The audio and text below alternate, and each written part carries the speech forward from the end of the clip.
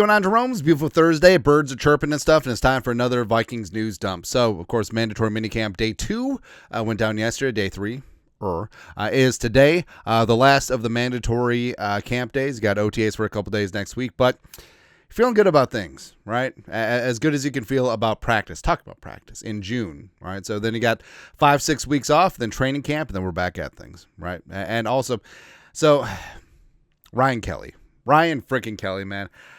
Yeah, I know that Bradbury tried hard. He tried so hard and got so far, but in the end, it doesn't really matter. But Ryan Kelly looks like a freaking center, doesn't he? Looks like he's carved out of granite. He's got the deputy sheriff haircut and mustache, littering Ann going on. He's got biceps that he's got the whole world in his biceps. That's what's going on, man. Also, you know, the whole center quarterback exchange, like, why is that still a thing? Right? I don't get it. But also, this photo reminded me of when the Vikings drafted Bradbury back in the day, and Kirk Cousins was sort of complaining about his swass. Is making the ball wet. It's like we're playing in Seattle every week. Doesn't matter. It doesn't matter. What matters is J.J. McCarthy is indeed friggin' him. Let's go, Pacers. So right now it's 6:40 left in the fourth quarter. I'm rooting for good things to happen. That's all. But Darren Dugan-Wolfson, Vikings wide receiver Jordan Addison, after today's minicamp practice on quarterback J.J. McCarthy, he's got a lot of swag to him. I like his personality. And McCarthy does have swag to him. Right? He's not. So Darnold was a little bit quiet, but, you know, that's just the way he is. Kirk Cousins was a little corny, just the way he is. But McCarthy, you buy in. Like, you buy in. Where is he a little rah-rah, sis-boom, bye? Yes. Is he a little bit of cliches and sound bites? Yes. I mean, he plays for Kevin O'Connell and he played for Jim Harbaugh. Of course, this is going to be the case. But it just seems like he has gravity of leadership.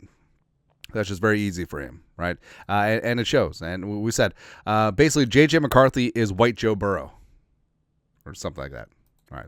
He's good, man. Also, Wes Phillips, OC of the Vikings, he and special teams coordinator Matt Daniels fed the local media jackals on Wednesday. And when asked about J.J. McCarthy, despite what Colin Cowturd says, Will Rag and Sports Illustrated, Wes Phillips, I think J.J. has always had a strong arm.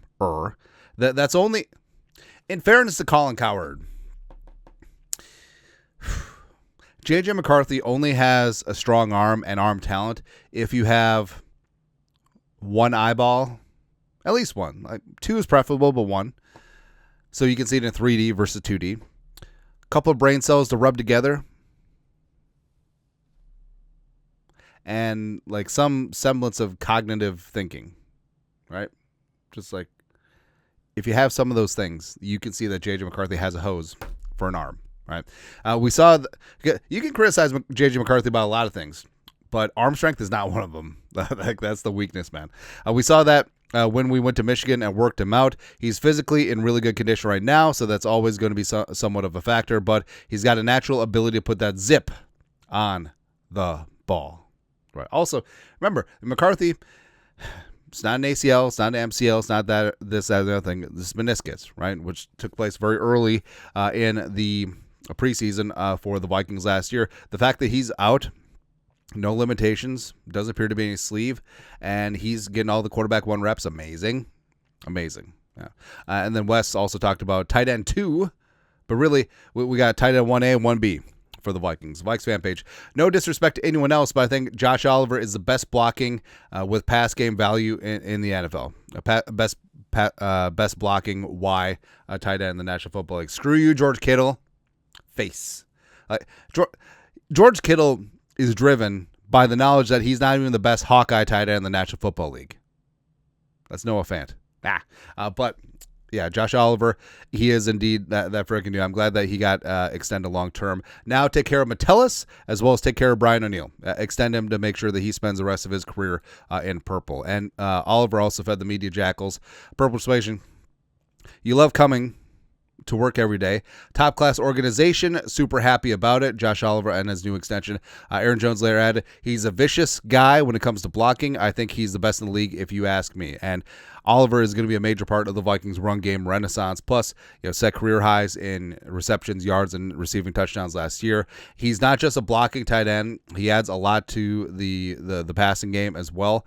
But also he's got enough receiving cachet that when the Vikings go 12 personnel, one running back, two tight ends, or 22, two tight ends, two running backs, two tight ends.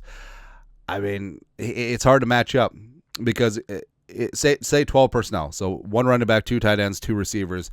If you go sub package, we're just going to run the ball on your ass. And if you go base defense, guess what?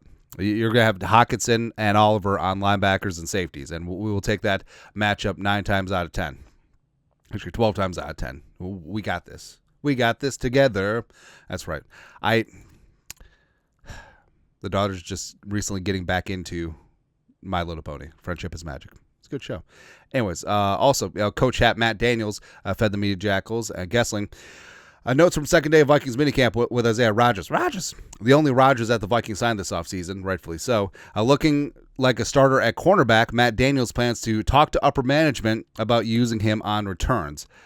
So it's going to consist of Coach Hat in hand. Quasi, please, because Isaiah Rodgers, so it's one of the things that sort of flies under the radar. Like, Isaiah Rodgers is quite an accomplished kick return dude as well. Also returned some punts sparingly throughout his time in the National Football League. Did both at UMass, but he's had 69 career kick returns over 5 seasons. Well, really 4, but an average average 27.1 yards per return. Also took one to the house as a rookie in 2020. Lots of people there to see it.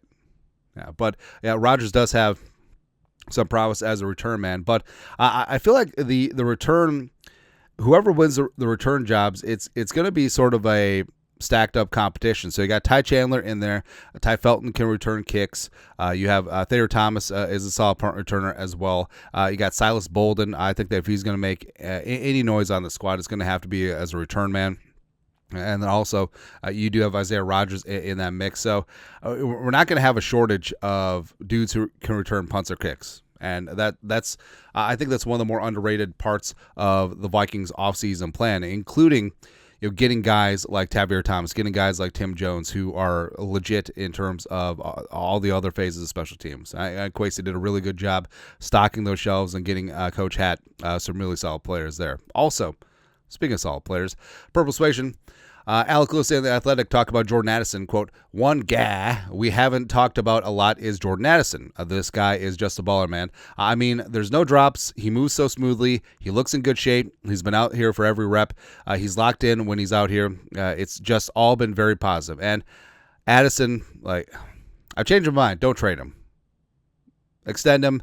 We'll just go all Bengals on the bit, right? Except we'll take care of our guys early, like Howie Roseman, the Eagles, so it doesn't cost you an arm and a leg when it gets dragged out, like the Bengals' folly with Higgins and Jamar Chase. But Addison, I think Addison is really ascending into top 5, maybe even higher in terms of wide receiver 2s around the National Football League. Now, it is really nice being lined up across from Justin Jefferson. Addison's talked about that repeatedly, but Addison is growing into a monster of his own, which is good to see. Now, for these next 6 weeks, can we please just have someone with him? Just like, no.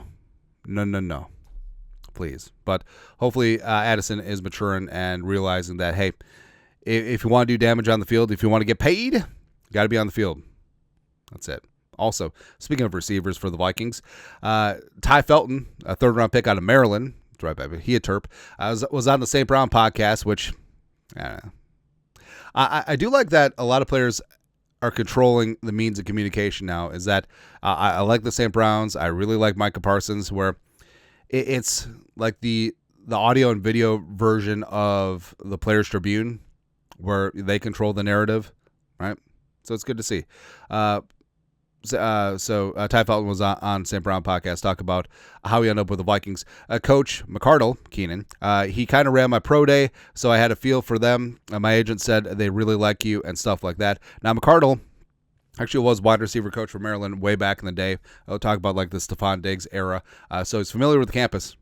All right. But yeah, Felton was a player we talked about during draft season. The Vikings did a lot of diligence on, meeting with him at the combine, meeting with him at his pro day, and they did a lot of work on Felton, right? And Felton was seen as a fourth round pick somewhere in there. So the Vikings getting him with the last pick of the third round, people freaked out, but it certainly isn't a case of overdrafting. And I think that Felton, given his home run speed as well as his yards after catch ability, he's going to be a lot of fun. He's going to be a lot of fun in the arsenal, man. Also, speaking of playing with the greatest wide receiver in this generation, it's crazy because I remember seeing him at LSU, Justin Jefferson, that 2019 season, gritting all over the field and balling out. And now he gets to learn from him. So he's hyped up and he's eager to learn and he's ready to take on Justin Jefferson as a mentor. Yeah, mentor. He's the mentee.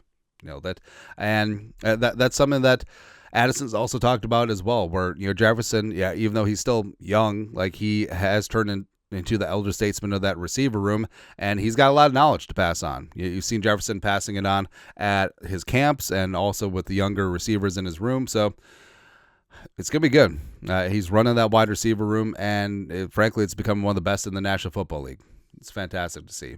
Also, speaking of fantastic to see, so if J.J. McCarthy wants over 25.5 touchdowns, that receiver room is going to be good to go. All right? And also, so we talked about this. I'm taking the over because 26 touchdowns, you're averaging 3 touchdowns every 2 games, a touchdown and a half a game. I'll take the over on that. And here's what's great too, where you can talk about your bluster all you want, blah, blah, blah, blah, blah, blah, blah. But what it comes down to is how do you vote with your money, right? And the lines, the over-unders that was set for some of the other quarterbacks around the league, people talk with their money, right? So J.J. McCarthy's over-under is 25.5, right? And it factors in the Vikings have a great receiving core. The offensive line is going to be beefed up this year. Kevin O'Connell loves to chuck it all over the yard. The Vikings are going to be a good squadron, but also probably not going to be a ton of garbage time. That up until 25.5, taking the over. But it's also higher. His over-under number is higher than Brock Purdy, higher than Dak, higher than Jordan Love, higher than Tua. Higher. Well, maybe Tua will talk some more junk about Flores, and then maybe he'll just get sympathy touchdowns. I don't know. Don't know. Where I don't think anyone sided with Tua in that debate aside from some disgruntled Dolphins fans and Tua's family. Maybe not even his dad. I don't know, man. They got Stafford. That does not look like Stafford. Herbert, C.J. Stroud, Trevor Lawrence, and Slinging Sammy Darnold, a.k.a. Seattle's quarterback. Ooh, that'd be good. So this isn't even public hype either. I would understand if it was Caleb Williams, with these inflated numbers. But again, J.J. McCarthy is seen as the limped arm game manager from Michigan. All of a sudden, 25.5. Woo. People know. And the national media and all the haters and the losers can talk all the junk they want. People vote with their money, and that's what it is. That's what the market bore out. So there you go. Anyways, that's it. Your thoughts are thoughts on this beautiful, glorious Thursday. You guys are the best you know what to do. Skol, go Pacers. Production value.